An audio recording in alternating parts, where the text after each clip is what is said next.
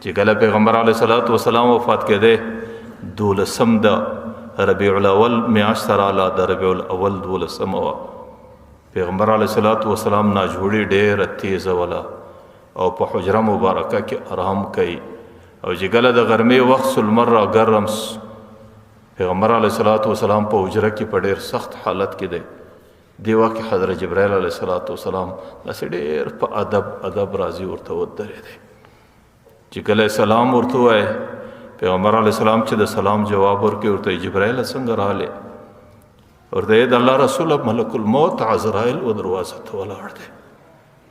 هغه اجازه غواړي او استاد د روح د قبض لپاره را رسېدلی دی ورته د الله رسول عزرائیل ته اجازه ورکړي کې نور کې پیغمبر علیه الصلاۃ والسلام ورته اجازه ورکړه چې کله عزرائیل علیه الصلاۃ والسلام په ډېر ادب او احترام راغلی د حجرې په یو کنج کې 10 بسته لاس پر ځګره باندې ورته ودرېدی پیغمبر علیه السلام ورته عزرائیل څنګه راغلی ورته د الله رسول د دې دپاره رالم چې ستا روح قبض کم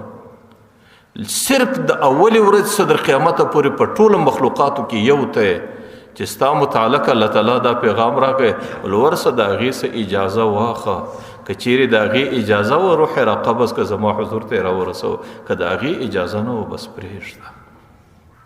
ولې یو ستا متعلق په ټولو مخلوقاتو کې الله دا پیغام راکړی دی د بل چا رای په دې کې نه چلیږي چې کله زه ورسېږم روح یې را قبض کوم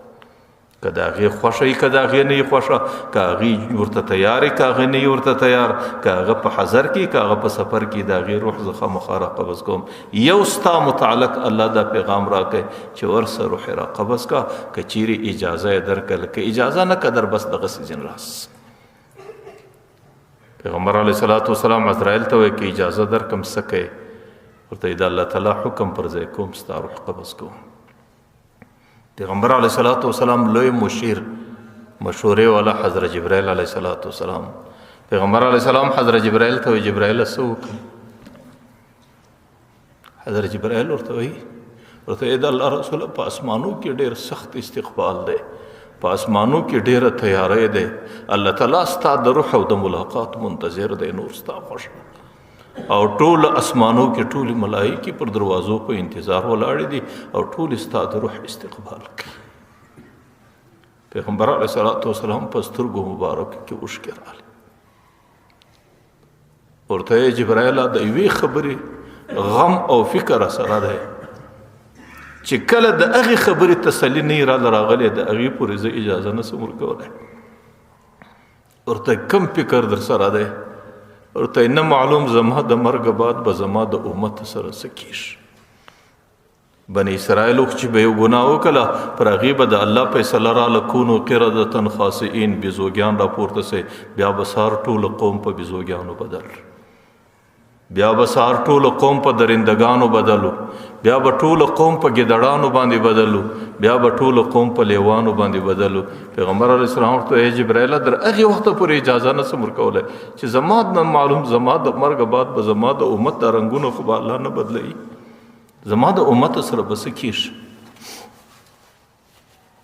پیغمبر علیه السلام چې کله خپله فریاد پیش کړي حضرت جبرائیل ورته وایي زه به د سترګو په رب کې ځان ورسوم حضرت جبرائیل علیه الصلاۃ والسلام د الله عرش ته ورسېدی د پیغمبر فریاد یې ورته پیش کړ الله تعالی د هغه ځای څخه د سترګو په رب کې جبرائیل ته دا پیغام ورکړی ولا نترک امتک بعدهم پیغمبر ته وایي چې ستا امت بې اثرې نه پرېږدم ستا د امت حفاظت زه کوم ستا د امت رنګونه زه نه بدلوم پیغمبر علیه السلام ورته الآن قرة عیني ای جبرائیل اوس مې سترګې خنکې سوې اوس مې زړه خوشحاله سو اوس مې زړه تسلي وکړه چې زما د مرګ بعد به الله تعالی زما د امت رنګونه نه بدلوي خلکو دا خو د پیغمبر د هغه وخت ژړا وه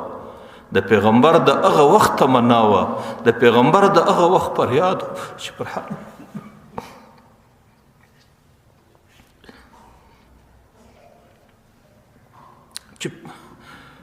چې پر حالت د زکندنې الله ته په کوم شکل پیش چې زما د مرګ بعد به زما د امت رنګونه نه بدلیږي زه پر دې ځای ناست یم دا مې عقیده ده او پر دې باندې مې یقین دی چې د خدای په ذات قسم یې خلکو که د پیغمبر د هغه وخت ژړا نه وای اوس په دغه شکلو موږ ته نه وای سره ناست نه به زه په دا شکل وای نه به ته په دا شکل وای نه به مشر په دا شکل وای نه به کشر په دا شکل وای چې که د پیغمبر د هغه وخت ژړا نه وای بني اسرائیلو چې برنګونه بدلیدل سو پاوی کې زناکاری و ایا په دې امت کې زناکاری نستا پاوی کې دوکه او خیانت او ایا په دې امت کې دوکه او خیانت نستا پاوی کې بغلا او قتل او ایا په دې امت کې غلا او قتل نستا چې د بني اسرائیلو رنگونه په دې شکل بدلیدل چې سهار به د کوروسه د بزوګیانو په شکل راوتله ایا ما او تا په هغه عملو کې نه راغلی چې کله پیغمبر علیه الصلاۃ والسلام حضرت جبرائیل ته اجازه ورکړه حضرت عزرائیل علیه السلام ته اجازه ورکړه عزرائیل علیه السلام چې پر دې رګ باندې ګوته کښې شو چې روح راکشي پیغمبر آخرنه چغه پورته کړه ول الصلاة الصلاة وما ملکت ایمانکم اے خلکو د دوو خبرو خیال وساتئ یو المنز پر خپل وخت کوئ المنز تاسو د کامیابی نقشه د په لمانځه کې چې کمزوري ونه کوئ او دویم چې ستاسو در لاس کم ما ملکت ایمانکم چې ستاسو در لاس کم خلق ناس دي لاندې دي کاغستا خادمان دي کاغستا نوکران دي کاغستا د کور زنانې دي کاغستا هر څوک چې ستا در لاس لاندې دي خلکو د هغو ډېر خیال وساتئ نو د پیغمبر آخرنه چغه چې کله روح را روان سو د پیغمبر ساک کمیدل په آخر کې هغه بل جمله زم پاتې سو برور الصلات الصلات الصلات الصلات چې در سو پر روح आवाज ختمه دی د هغه وخت پورې آخرنه جمله اللهم بالرفیق الاعلى یا الله بستا مرګرتیا ته در روان سولما نو د پیغمبر آخرنه چغه د صلات وا د پیغمبر آخرنه وسط د لمانځو او د پیغمبر د طرف آخرنه د کامیابی نقشه د لمانځ په شکل باندې پیښ نن امت پر دې ګل لري زما بچان ولي څوکرل کیږي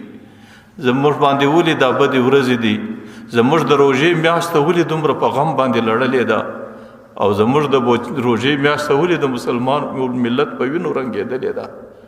دا غي وجه دا چې مسلمان په خپل د کامیابی نقشه پرېښوله مسلمان د سکون نقشه پرېښوله مسلمان د الله د عبادت طریقه پرېښوله او مسلمان د الله تعالی د طرفه د کامیابی اعلان هر ورځ د مشتانو سکیږي د دې تشاور وګرځوله بیا د کامیابی په نور طریقو کې پیدا کې هغه نور طریقې د کامیابی اغینند د پوینو باندې ور ولړل شوی